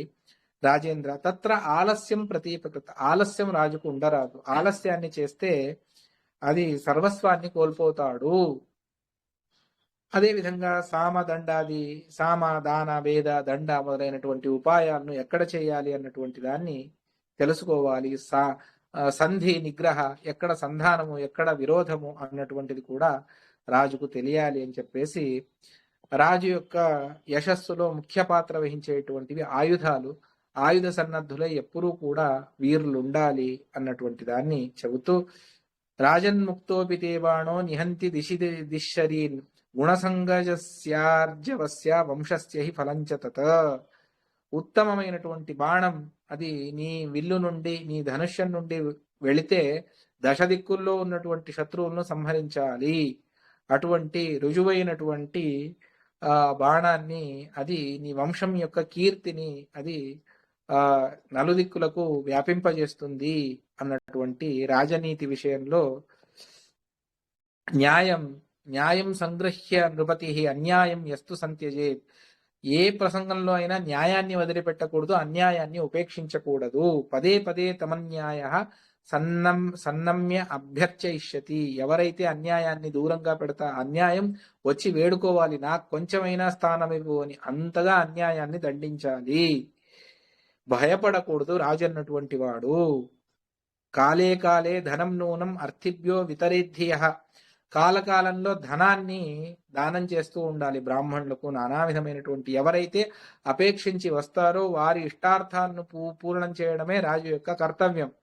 అది రాజు ఎల్లప్పుడూ కూడా చేస్తూ ఉండాలి. అప్పుడే ముచ్యతే సర్వదుఃఖేభ్య కంటకేభ్య ఇవద్రుమః. తాను నానా విధమైనటువంటి కంటకములు క్లేశం నుండి దూరమవుతాడు వ్యక్తి. అందువల్ల దానం ఇది చాలా మహత్తరమైనటువంటిది. సంపత్తు ద్వారా కీర్తి, శస్త్రముల ద్వారా శౌర్యాన్ని అందరూ కూడా ఊహిస్తారు అని చెప్పేసి ఎప్పుడు కూడా దాచిపెట్టినటువంటి ధనం అది నేలపాలవుతుంది తప్ప ఎవరికి ఉపయోగపడదు. భక్తి, ధర్మశ్రద్ధ, భాగవతాది శాస్త్రముల యందు అర్థాత్ భగవద్భక్తుల యందు గౌరవము ఇదే నిజంగా రాజ్యాన్ని సంరక్షిస్తుంది. అది లేనందువల్ల కంసుడు రాజ్యాన్ని కోల్పోయాడు అన్నటువంటి అంశాన్ని చెబుతూ విష్ణు భక్తి ఉన్నటువంటి వారికి లక్ష్మీ కటాక్షం కూడా ఉంటుంది. ఎందుకు అంటే తన భర్తను ఆరాధిస్తారు అని చెప్పేసి లక్ష్మీదేవి వారి దగ్గర ఆ రాజ్యంలో ఉంటుంది. అందువల్ల అదే విష్ణు నిందను చేస్తే, వైష్ణవులను నిందన చేస్తే అది సంపన్నాశకము. విష్ణోరర్భక సంకాశాన్ వైష్ణవాన్ యస్తు నిందతి. భగవంతుడి కుమారుల వలె ఉన్నటువంటి వైష్ణవులను, విష్ణు భక్తులను ఎవరైతే నిందిస్తారో తత్రాపి నస్థిరా శ్రీ స్యాత్ పుత్రద్వేషిణి మాతృవత. తన కుమారులను ద్వేషించేటువంటి వారి దగ్గర లక్ష్మీదేవి ఉంటుందా? సర్వథా ఉండదు. దుర్జనుల సంఘం నుండి దూరం ఉండాలి అన్నటువంటి అనేక మాటలను చెప్పి ఇక్కడ సర్గోపసంహారాన్ని, అతిథి యొక్క మహత్వాన్ని చెబుతారు. అపూజితో అతిథి స్వీయం అతిథిత్వం అపార్థకం. అతిథి అంటే తిథి లేకుండా వచ్చేటువంటి వాడు అతిథి. ఇప్పుడు అదంతా పోయింది. ఫోన్ చేసి నేను ఇలా వస్తూ అన్నీ చెప్పుకొనే వెళతాం. అయినా వెళ్ళడం, ఊరికి వెళితే ఏదో హోటల్లో దిగడం, వెళ్ళి వాళ్ళను ఒక మాట పలకరించుకొని మళ్ళీ వెళ్ళిపోవడం. కానీ వచ్చినటువంటి అతిథికి అతడి ఆ అర్థం కోల్పోకూడదు. అతిథి అంటే తిథి లేకుండా వచ్చేటువంటి వ్యక్తి. అటువంటి ఆ వ్యక్తిని అవమానపరచకూడదు. అతనికి యోగ్యమైనటువంటివన్నీ కూడా మనం సమకూర్చి పెడితే అతడు సంతోషపడితే చాలు. ప్రత్యేకంగా వరం ఇవ్వాల్సిన అవసరం లేదు. అది ఎవరైనా కూడా అర్థిగా వచ్చినప్పుడు వాడికి ఏదైనా ఇచ్చి కడుపైనా నింపి పంపించాలి. విషయాసక్తి నుండి దూరంగా ఉండాలి అని చెప్పేసి చెబుతూ తర్వాత ఉద్ధవుణ్ణి గోకులానికి పంపిస్తాడు భగవంతుడు. ఉద్ధవుడు గోకులానికి వెళ్ళి అక్కడ ఉన్నటువంటి ఆ వ్రజ స్త్రీలకు తాను ఉపదేశాన్ని చేస్తాడు. ఆ ఉద్ధవుడు వెళ్ళడమే, ఉద్ధవుడిని చూస్తే దూరం నుంచి చూస్తే కృష్ణుడే వచ్చాడు అని అందరికీ అనిపించేది. ఆ విధంగా ఉండేటువంటి వాడు. 5 సంవత్సరాల బాలకుడు. తల్లి పిలిస్తే ప్రాతరాశాయ, ఉదయం బ్రేక్ఫాస్ట్ కని పిలిస్తే, పలహారానికని పిలిస్తే ఇంకా కృష్ణుడి పూజ అవ్వలేదు, చేసుకొని వస్తాను అని చెప్పినటువంటి వ్యక్తి ఉద్ధవుడు. అంత పరమభక్తుడు, సాక్షాత్ బృహస్పత్యాచార్యుల వారి అవతారము. అటువంటి ఉద్ధవుడు వెళతాడు. వెళితే అందరూ కూడా చాలా సంతోషిస్తారు. కానీ నందుడి దగ్గరికి వెళ్ళి అన్నీ చెప్పి ఎవరికీ లేనటువంటి పరమానుగ్రహాన్ని యశోదమ్మకు కలిగించాడు. ఆవులిస్తూ నోట్లో విశ్వవ్యాప్తి తాను అని చెప్పేసి విశ్వనియామకుడిగా తన్ను తాను చూపించినటువంటి వ్యక్తి మీ కుమారుడు కాదు అన్నటువంటి తత్వాన్ని మీరు సరిగా అర్థం చేసుకోండి. ఆ కృష్ణుడి స్వాగతానికి ప్రతిరోజు వాళ్ళందరూ ఆసక్తిగా ఎదురు చూసేవారు. కృష్ణుడు వస్తాడు, ఇవాళ మమ్మల్ని పలకరిస్తాడు అని చెప్పేసి కృష్ణుడికి ఇష్టమైనటువంటి పాలు, పెరుగు, వెన్న అన్నీ తీసి పెట్టేవారు. రోజు ప్రతీక్షించాలి, రథం ఏదైనా వస్తుందా, గుర్రం ఏదైనా. ఎప్పుడు కృష్ణుడి సందర్శనే లేదు. కానీ ఉద్ధవుడు వచ్చి ఇక కృష్ణుడు రాడు అన్నటువంటి తథ్యాన్ని చెబుతారు. వాళ్ళందరూ కూడా ఎందుకు వచ్చావు కృష్ణుడు లేకుండా, నీవు చెప్పేటువంటి ఏ విషయము మాకు మనస్సుకు హత్తుకోదు. ఎందుకు అంటే మేము కృష్ణ సాంగత్యంలో ఉండాలి అని చెప్పేసి వారు అంత అద్భుతంగా కృష్ణుడి వర్ణన చేస్తారు. ఈ ఉద్ధవుడు ఎవరో కాదు, కృష్ణుడి పాదముల్లో ఉండేటువంటి పాదకమలముల యందు అనురక్తుడైనటువంటి ఒక భ్రమరం. అందువల్ల వారందరూ కూడా భ్రమర గీతను చేస్తారు. మధుపచరసి కస్మాదస్మదగ్రే త్వమగ్ర్య, ఎందువల్ల మా దగ్గర వచ్చి నీ ఉంటూ ఉన్నావు? ఎందుకంటే మాకు విరహాగ్ని ఉన్నది, కృష్ణుడు దూరమయ్యాడు అన్నటువంటి విరహాగ్నిలో మేము పరితపిస్తూ ఉన్నాం. అటువంటిది నీవు వస్తే ఇక్కడ నీకు కూడా పరితాపమే ఉంటుంది, అందువల్ల దూరంగా వెళ్ళు అని చెప్పేసి వారు అంటారు. ఇతడు ఎందుకు వచ్చాడు? ఇతడు చెప్పేటువంటివన్నీ కూడా మనకు ఏదైనా ఉపయోగం అని తెలుసుకున్నాడా ఏంటి? ఇతడు చెప్పేటువంటివి ఏవి కూడా మాకు ఉపయోగం లేదు అని తర్వాత ఆ ఉద్ధవుడే చెబుతాడు, ఇది నా మాట కాదు, కృష్ణుడి సందేశము అన్నట్టుగా చెప్పి మీరందరూ కూడా కృష్ణ భక్తిని ఎల్లప్పుడూ చేస్తూ ఉండండి అన్నటువంటి సందేశాన్ని, అనేక మాటలున్నాయి కానీ సమయాభావం వల్ల చెప్పలేకపోతున్నాను. ప్రధానమైనటువంటి అంశాలను మాత్రమే తీసుకొని వస్తూ ఉన్నాను. తర్వాత అస్థి అని కంసుడి భార్య. అస్థి అంటే ఉన్నది అని, తను మాత్రమే ఉన్నది అని. కంసే బలైః సహ మృతే సతి యావశిష్ట వంశం స్వమాతురపితాదృశమస్తి నామ్ని కృత్వోచితం విదదదీప నిజాభిధానం పిత్రే న్యవేదయ తథాచ్యుత కృత్యమార్త. అస్థి వెళ్ళి తాను తన పుట్టింటికి వెళుతుంది. అంటే జరాసంధుడి కుమార్తె స్వయంవరంలో అపహరించుకొని వచ్చి ఉంటాడు ఈ కంసుడు. అతడి పరాక్రమాన్ని చూసి అతడు కూడా సంతోషించి పంపించి వేస్తాడు. అస్థి ప్రాస్తి అని. ఆ అస్థి తాను అందరూ చనిపోయిన అస్థి మాత్రమే మిగిలింది. ఎందుకు అంటే ఈ అత్తవారింట్లో ఆ విధంగా జరిగినా నీ పుట్టింట్లో కూడా అలాగే జరగాలి, అక్కడ కూడా అందరూ చనిపోయి నీవు మాత్రమే మిగలాలి, అందువల్ల భగవంతుడు మిగిల్చాడు. అది అస్థి దాన్నే సూచించేట్టుగా తన తల్లి ఇంటికి వెళుతుంది.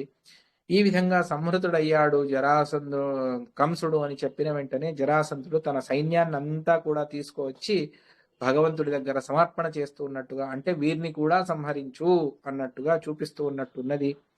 ఆ మధురాపట్టణం మీద ఆక్రమణం చేసేటప్పుడు భగవంతుడు తాను గజైరథౌగైర్ గగనం స్పృశద్భిః భటైర్ హయైర్ భాసుర భూషణౌగైః ప్రతిసారి 22 అక్షౌహిణి తక్కువ లేకుండా పిలుచుకువచ్చాడు జరాసంధుడు. ఎన్నిసార్లు అంటే 18 సార్లు దండయాత్ర చేసి వచ్చాడు. ప్రతిసారి కృష్ణుడు జరాసంధుడిని మాత్రం వదిలిపెట్టాడు. ఎందుకు అంటే వీడు చనిపోతే వేరే వాళ్ళు ఇంకెవరూ రారు, సాహసించరు.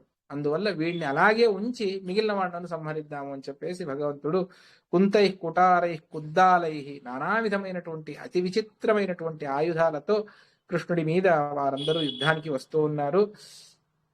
ఆ జరాసంధుడి దుష్కృత్యము భగవంతుడు కూడా దానికి బాధ్య. దుర్వాదులను ఏ విధంగా ఒక ఉత్తమమైనటువంటి తత్వాన్ని తెలుసుకున్నటువంటి వ్యక్తి నిగ్రహించాలో ఆ విధంగా భగవంతుడు తాను నిగ్రహిస్తూ తన సైన్యాన్ని రక్షణ చేసుకుంటూ దాన్ని 4 భాగాలుగా చేసి ఒక భాగాన్ని నగర పరిరక్షణకై పెట్టి నలుగురిని మిగిలిన వాటిని తీసుకుని వెళ్ళి ఏ విధంగా బ్రహ్మసూత్రముల ద్వారా ఉపనిషత్తత్వాన్ని నిర్ణయించడానికి వెళతామో ఆ విధంగా భగవంతుడు వెళ్ళాడు. మా మధ్వాచార్యుల వారి వరే ఉన్నది. మధ్వాచార్యుల వారి వాక్ ప్రవాహం ఏ విధంగా దుర్వాదులను నిగ్రహిస్తుందో ఆ విధంగా కృష్ణుడి యొక్క బాణములన్నీ కూడా ఆయుధములన్నీ కూడా మధ్వాచార్యుల వారి యుక్తి ఏ విధంగా ఉన్నదో ఆ విధంగా ఉన్నది అని చెప్పేసి మధ్వస్యేవ మనోరథో నిగమ సంబద్ధ ఖగేంద్రావృతో అని చెబుతారు. మధ్వాచార్యుల వారికి హృదయంలో భగవంతుడు ఉన్నాడు, ఇక్కడ సైన్యం మధ్యలో భగవంతుడు ఉన్నాడు. ఏ విధంగా మిగిలిన సైన్యం అంతా కూడా అంటే మధ్వాచార్యుల వారి పరివారం అంతా కూడా విష్ణు భక్తులే, అక్కడంతా కూడా కృష్ణ భక్తులే. ఈ విధంగా ఒకదానికి సామ్యాన్ని చెబుతూ ఆ సందర్భంలోనే భగవంతుడికి కౌమోదికి, అదే విధంగా సుదర్శన చక్రము, నందకము మొదలైనటువంటివన్నీ కూడా దేవలోకం నుండి వస్తాయి ఆ యుద్ధంలో. మధ్వ సిద్ధాంతం వలె సుదర్శనము అని చెప్పేసి చెబుతారు. ఏ విధంగా అంటే అభేద్యమైనటువంటిది, దానికి అరలు అని చెప్పేసి చెబుతారు. అవి 1000 పళ్ళు అని చెప్పేసి అవి వాటితో శోభిస్తూ ఉన్నది. అదే విధంగా కృష్ణుడికి ప్రియమైనటువంటిది, ముక్తికి ద్వారమైనటువంటిది, శేషాది దేవతలు అంటే స్తుతించేటువంటిది, అదే విధంగా అజ్ఞానాన్ని దూరం చేసేటువంటి, అంధకారాన్ని దూరం చేసే మధ్వాచార్యుల వారి శాస్త్రం కూడా అంధకారాన్ని, మనస్సులో ఉన్నటువంటి అంధకారాన్ని దూరం చేస్తుంది. శేషాది దేవతలందరూ కూడా ప్రార్థన చేస్తారు. అనేకమైనటువంటి ప్రమాణపుంజములతో, వేల ప్రమాణపుంజములతో నిండి ఉన్నటువంటిది. ఆ విధంగా సుదర్శన చక్రము, అదే విధంగా ఎప్పుడూ కూడా తరగనటువంటి అక్షయమైనటువంటి 2 అమ్ముల పొది, ఈ విధంగా అన్ని కూడా వచ్చాయి. వాటితో భగవంతుడు యుద్ధం చేస్తూ ఉన్నాడు. భగవంతుడి శంఖధ్వని ద్వారా సైన్యానికంతా కూడా ఉత్సాహం కలిగింది. అందరూ కూడా అతి అద్భుతంగా యుద్ధాన్ని చేస్తూ వారి సైన్యాన్నంతా కూడా నాశనం చేస్తూ ఉన్నారు. మధ్వాచార్యుల వారి శాస్త్రం అనేటువంటి ఆ బాణం అది అక్కడ అనేక కార్యాలను సాధిస్తూ ఉన్నది అని చెప్పేసి పంచభేదాలను సాధిస్తూ ఉన్నది. అంటే వారి దేహంలో నానా విధమైనటువంటి ఛేదాలను చేస్తూ ఉన్నది, అది ఒకటి. తర్వాత తన వారికి దూరం చేసింది, తర్వాత వారిని అన్యలోకాలకు పంపించింది అని చెప్పేసి చెబుతూ ఈ విధంగా పంచభేదములను సాధిస్తూ ఉన్నది అని చెప్పేసి చెబుతారు. అక్కడ ఉన్నటువంటి ఏనుగులను సంహరించాడు భగవంతుడు, అదేవిధంగా అశ్వదళాన్ని సంహరించాడు, పదాతులను సంహరించాడు. వారి వినాశనం కూడా కలిగింది. అదేవిధంగా వారి ఇంటి నుండి వారందరూ కూడా దూరమయ్యారు. ఈ విధంగా పంచభేదాలను సాధించి చూపిస్తూ ఉన్నది అని చెప్పేసి చెబుతూ ప్రాణం అందరికీ కూడా భగవంతుడు అతి ఘోరమైనటువంటి గతిని కలిగించాడు. మళ్ళీ జరాసంధుడు నానా విధమైనటువంటి అనేక ఈ యుద్ధాన్ని వర్ణన చేస్తూ శాస్త్రానికి సంబంధించినటువంటి అనేక మాటలను చెబుతారు. అవిద్య, ఇది ఈ అవిద్య వల్ల నిర్మితమైనటువంటిది జగత్తు అని చెబుతారు, అది తప్పు. అదేవిధంగా అసత్కార్యం కాదు అని చెప్పేసి నానా విధమైనటువంటి శాస్త్రీయమైనటువంటి మాటలను చెబుతారు. సదసద్విలక్షణత్వము అని ఏదైతే చెబుతారో అది కూడా తప్పే. ఎందువల్ల అంటే శ్రీకృష్ణుని భటులు అక్కడ సాత్వికమైనటువంటి రాజులు జరాసంధ పక్షంలో ఉండేవారు, జరాసంధుడికి భయపడి ఉండేవారు. అటువంటి వారిని సత్పక్షంలో చేర్చారు, దుర్జనులను అసత్పక్షంలో చేర్చారు. ఈ విధంగా సత్ అసత్ అని లోకంలో రెండే తప్ప సదసద్విలక్షణము అని ఎక్కడున్నది? లేదు కదా అని చెప్పేసి అదేవిధంగా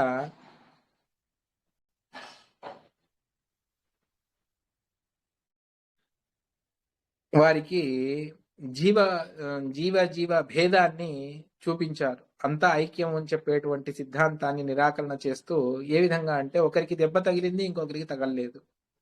ఈ విధంగా ప్రతి ఒక్క జీవుడు కూడా భిన్నుడు అన్నటువంటి దాన్ని, ఒకరికి బాణం తగిలితే ఇంకొకరికి గదాప్రహారంతో, ఇంకొకరికి ఈటె, ఈ విధంగా వేరే వేరే భిన్న భిన్న ఆయుధాలతో వాళ్ళను సంహారం చేసి జీవే పరస్పరం జీవుల్లో భేదాన్ని సాధించారు.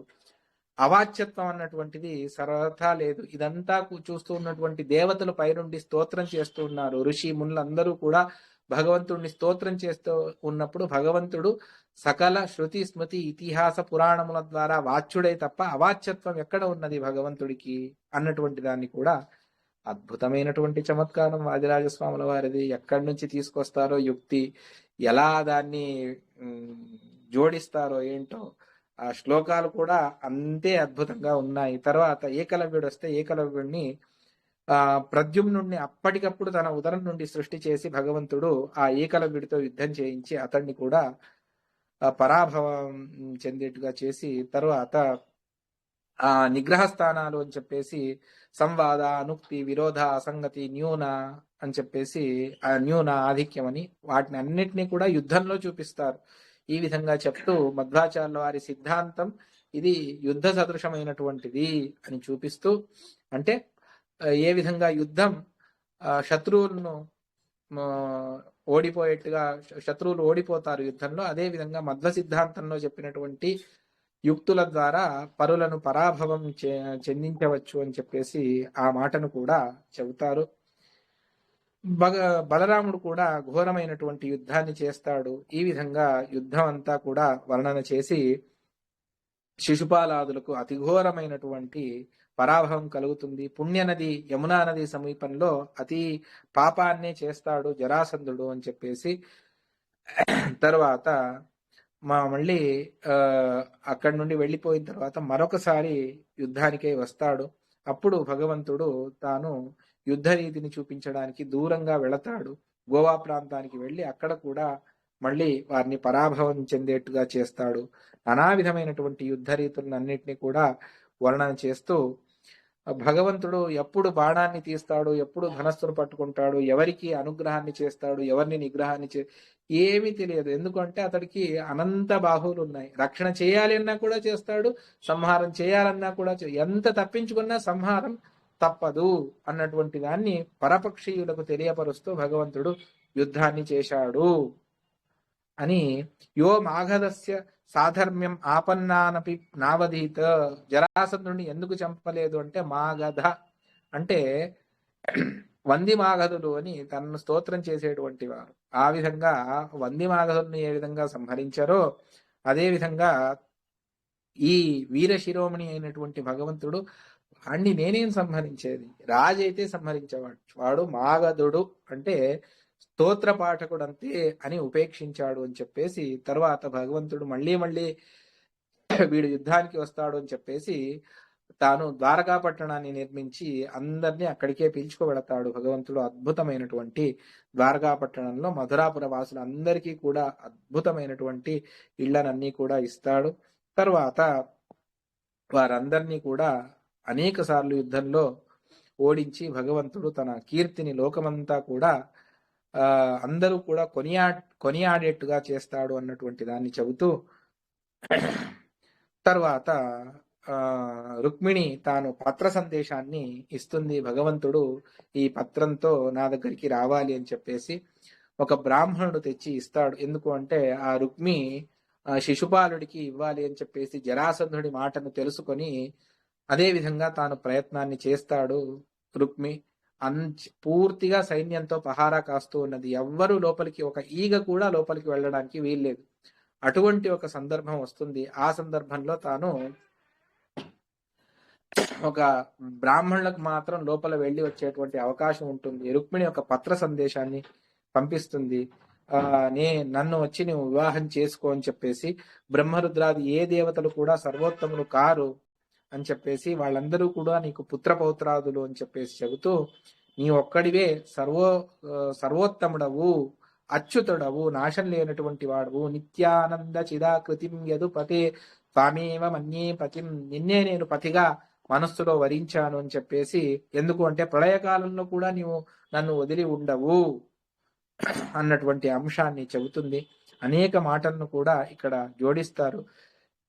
ఏ విధంగా గోపికా స్త్రీలను నీవు పాలించావో ఆ విధంగా నన్ను కూడా పాలించు అని చెప్పేసి చెబుతూ చివరికి ఒక యుక్తిని చెబుతుంది. కిం రుక్మిణ భీష్మకేణ కిమన్యేన్ ఉపసంహితై అనాది సిద్ధాం మాం జాయాం నయతస్తే ప్రయోజనం. ఇప్పుడు వివాహం చేసుకోమని చెప్పడం లేదు, అనాది కాలం నుండి పతిపత్నులుగానే ఉన్నాం మేము. అటువంటిది తన అనాది అయినటువంటి పత్నిని తీసుకువెళితే ఈ రుక్మికి, ఈ జరాసంధుడికి ఏమయ్యేది ఉంది? అందువల్ల అనాది దంపతులు అన్నటువంటి సందేశాన్ని కూడా రుక్మిణి తానిస్తూ ఉన్నది.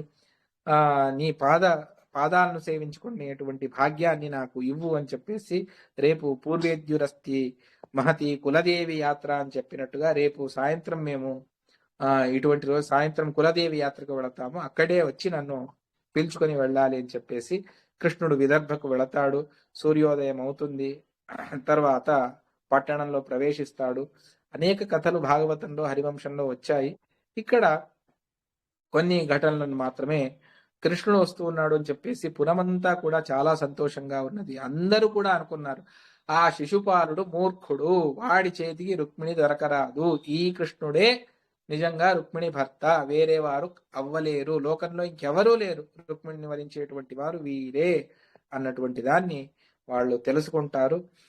శ్రీరేవస భీష్మసుత మనోజ్ఞ, సాక్షాత్తు లక్ష్మీదేవినే ఈ రుక్మిణి. శ్రీవల్లభాయం శుభగాగ్రగణ్య, సకల గుణాగ్రగణ్యుడైనటువంటి ఈ శ్రీకృష్ణుడే నిజంగా లోకపతి అయినటువంటి, రమాపతి అయినటువంటి వ్యక్తి అని చెప్పేసి వాళ్ళందరూ కూడా అనుకుని అందరూ కూడా కృష్ణుణ్ణి విశేషంగా ఆరాధిస్తారు. తర్వాత ఆ సందర్భంలో కృష్ణుడు అక్కడికి వెళతాడు. అద్భుతమైనటువంటి సౌందర్యాన్ని చూపిస్తుంది రుక్మిణీదేవి. అది తన భర్త అయినటువంటి కృష్ణుడి కోసమని ఆ సౌందర్యాన్ని తాను ప్రకటింపజేస్తుంది. కానీ అది చూసి అందరూ కూడా మూర్ఛేతలోతారు. కృష్ణేననీయ జననీ మమేయం ఇత్యుత్సుకోసౌ అసౌ స్మర ఏవ నూనం. స్మర అంటే కామనే ప్రద్యుమ్నుడు. నా తల్లిని కృష్ణుడే, నా తండ్రి అయినటువంటి కృష్ణుడే పిలుచుకో వెళ్ళాలి అని చెప్పేసి ఆ కామ అందరి మనస్సులో ప్రవేశించాడు. అందరూ కూడా ఆ సౌందర్యాన్ని చూసి మోహితులై అక్కడే అలాగే నిశ్చేష్టులై ఉండిపోయారు. ఆ అందరూ రాజును తదృష్టి జన్మ సకలాన్ నృపాలాన్, అందరినీ అంటే ఒక విధంగా పరాభవాన్ని చెందించి కృష్ణుడు రుక్మిణిని పిలుచుకొని వెళతాడు. అప్పుడు నిజంగా పాణిగ్రహణం చేస్తూ ఉన్నది, అదే సహజమైనటువంటి వివాహము అని చెప్పేసి చెబుతూ తర్వాత భగవంతుడు ఆమె కరకమలాన్ని పట్టుకొని దగ్గరగా తీసుకొని భగవంతుడు ఆలింగనం చేసుకుంటాడు. ఇది అనాది అయినటువంటి భగవంతుడు తన సకల దేశ కాల వ్యాప్తురాలైనటువంటి తనకు యోగ్యమైనటువంటి అందువల్లనే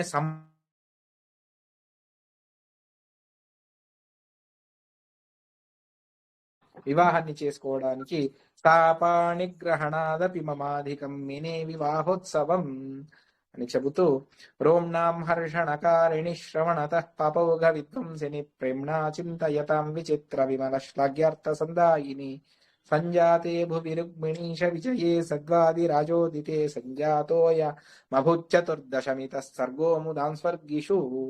14వ సర్గాన్ని సమాప్తి చేసి తర్వాత వీళ్ళందరూ కూడా కృష్ణుడు అపహరించుకొని వెళ్ళిపోయాడు అన్న తర్వాత వీళ్ళందరికీ కూడా భయం కలిగింది. అందరూ కూడా యుద్ధానికై వెళుతూ ఉన్నారు.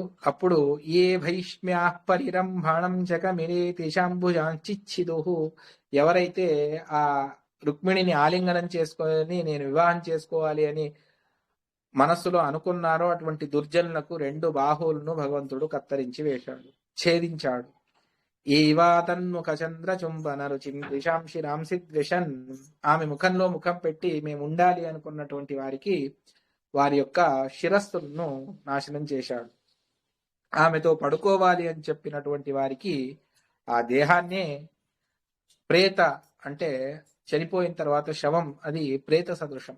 అందువల్ల ఆ ప్రేతాత్మలుగా వారిని మార్చాడు. ఏ తల్పేశ వయనం తయా సహ కళా లోకాంబయా సంగరే ప్రేతైర్సార్ధమశీషయన్ హరిపటస్తాందుర్మదాన్సాయకై. ఈ విధంగా చేస్తూ ఉన్నారు. ఇక్కడ కొంతమంది చెబుతారు ఏమిటి అంటే పూర్వేద్యురస్తి మహతి కులదేవి యాత్ర అని, అక్కడ దుర్గాదేవిని పూజించాలి అని చెప్పేసి, పార్వతీ పూజ అని చెప్పేసి, ఆమె అనుగ్రహం వల్లే రుక్మిణికి కృష్ణుడు దక్కాడు అని. ఆమె ఏం చేసింది? ఎందువల్ల అంటే ఆమె కుమారుడు అంటే కామ, ఆ కామ స్కంద అతడు శంకరుడి వైరి. తన వైరి అయినటువంటి ఆ కాముడి తల్లి, ప్రద్యుమ్నుడి తల్లి మళ్ళీ రుక్మిణీదేవిని. అందువల్ల తన శత్రువు తల్లికి తానే విధంగా సహాయం చేస్తుంది అన్నటువంటి లోకరీతిని సాహాయ్యం చకార శంభుదయిత తద్వైరి మాతు కథం. శత్రువు యొక్క తల్లికి తానే విధంగా సహాయం చేస్తుంది. ఇక్కడ ఏం జరిగింది? కృష్ణుడు వచ్చి పిచ్చుకొని వెళ్ళాడు. దేవ్యా శ్రీపతి విప్రయోగమహరత్ తద్విప్రయోగోపివా. ఆ విప్రుడు చెప్పినట్టుగా విప్రయోగం లేదు. విప్రయోగం అంటే దూరంగా వెళ్ళడం అని, అది లేదు. కింటు శ్రీపతిరేవతాం స్వవిరహ యోగ్యాం సమాం వ్యాపిని. సమన దేశకాలములందు సమానరాలైనటువంటి భగవంతుడి వ్యాప్తి ఇంకా ఎక్కువగా ఉన్నది. లక్ష్మీదేవి వ్యాప్తి కాస్త తక్కువ అనే చెబుతాం శాస్త్రంలో. ఆ విధంగా కృష్ణుడు తాను రుక్మిణిని అపహరించుకొని వెళ్ళాడు. ఏ విధంగా ఉన్నది అంటే సీతను స్వీకరించినటువంటి శ్రీరామచంద్రుడి వలె కృష్ణుడి దర్శనం ఉన్నది. తర్వాత జరాసంధుడి సైన్యానికి ఏం చేయాలో తోచడం లేదు. అందరూ కూడా కృష్ణుణ్ణి వెంబడించి కృష్ణుడితో యుద్ధం చేయాలి అని చేస్తూ ఉన్నారు. అది వివాహోత్సవంలాగా వివాహంగా లేదు, వివాహ రంగమంచంగా లేదు, రణరంగంగా ఉన్నది. ఆ విధంగా శత్రు సైన్యాన్ని అంతా కూడా కృష్ణుడి పరివారం అంతా కూడా నాశనం చేస్తూ ఉన్నది. కృష్ణే స్వాం దయితాం నయత్యురు వలే తద్బంధు యోగ్యాం దశాం ఆపన్నాయ బభూభుజోంతకపురి మన్వాగతా వైగతాః. ఎవరైతే ఇక్కడ విరోధం చేశారో వారందరికీ వాళ్ళ బంధువులకు వెనకటికి కృష్ణుడు చాలా సార్లు ఈ జరాసంధుడి సైన్యాన్ని సంహరించాడు కదా, వాళ్ళందరినీ ఎక్కడికి పంపించాడు?